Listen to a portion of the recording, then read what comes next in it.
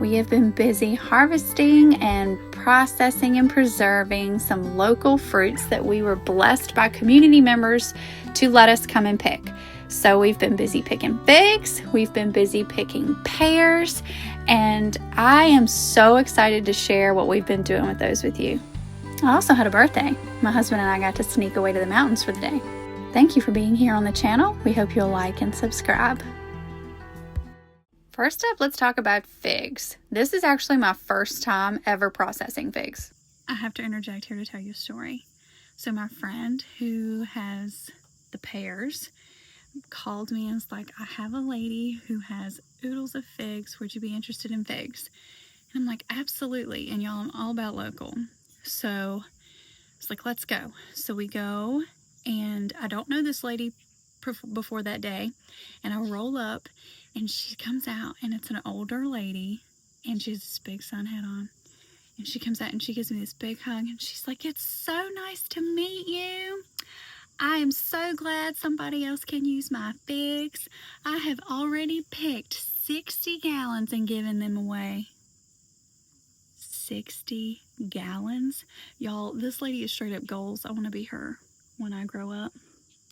And I want to be the house that people come to for all the yummy fresh foods. Okay, so not only that, she comes out with a jar of jam and 2 jars, and she's like, here, I want you to have this. And it was a jar that had not been opened that I could take. And then she has one that is open, and she sticks a spoon in it and gives me a spoonful. Here, taste it. And it was like strawberry fig jam. It was really good. And I'm like, I'm gonna need that recipe. Oh honey, I already got it wrote down for you. Here you go. I'm like, this woman is my spirit animal. Like, so fantastic. And then this sweet, sweet lady proceeds to help us pick figs out in the heat for, I don't know, probably 45 minutes. And we ended up with 4 gallons of figs. So if you've never actually had a fresh fig, the outer coating is really soft. So that peeling coating is a soft shell. The inside is very sweet. There are little tiny seeds. They don't seem to really bother me to eat those. You know, it's not like aggravating, like something gets stuck in your teeth or whatever. I de-stem them and either cut them in half or quarters, depending on the size, to either freeze them up or put them in the preserves. And then for the bars, I actually pureed them. So here we are pureeing them for the bars. There are other methods where you don't have to do that, but we stovetopped that for a bit to make the center of these bars, and these were a massive hit. I am trying something new today. I am making fig preserves. So we have 2 of these giant metal bowls full of figs. We made fig bars yesterday. Today we're going to make fig preserves, and then I'm going to try out freezing some of them to use this winter as well and see how that goes. This is my first time doing anything with figs. If you've done it before, I'd love to hear what your favorite fig items are.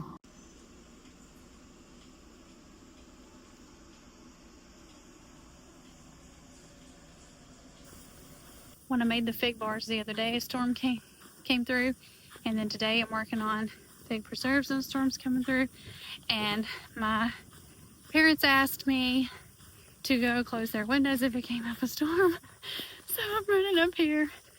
Country living, y'all. Country living. Okay, so I kind of just like made up this fig recipe by combining like different recipes I was looking at. I wanted it to have a preserved feel to it, but also set well. So it's like fig preserved jam because I did use pectin. But I'd say it's set really good because it's, and I hate this spoon, but I couldn't, the one I needed was anyway, I would say that it's set pretty good because it's already, and oh man, so there's like chunks of fig in here, and I didn't have to use a boatload of sugar because I used Pomona's pectin. Y'all, we got the rest in the canner. This jar's to eat. and 1 jar to share with my mom because they wouldn't fit in the canner.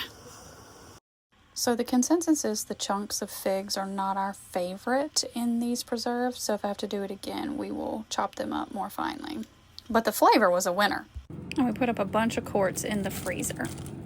Our family appreciates you being here and watching this video, so if you haven't already, if you could like and subscribe, we'd appreciate it so much.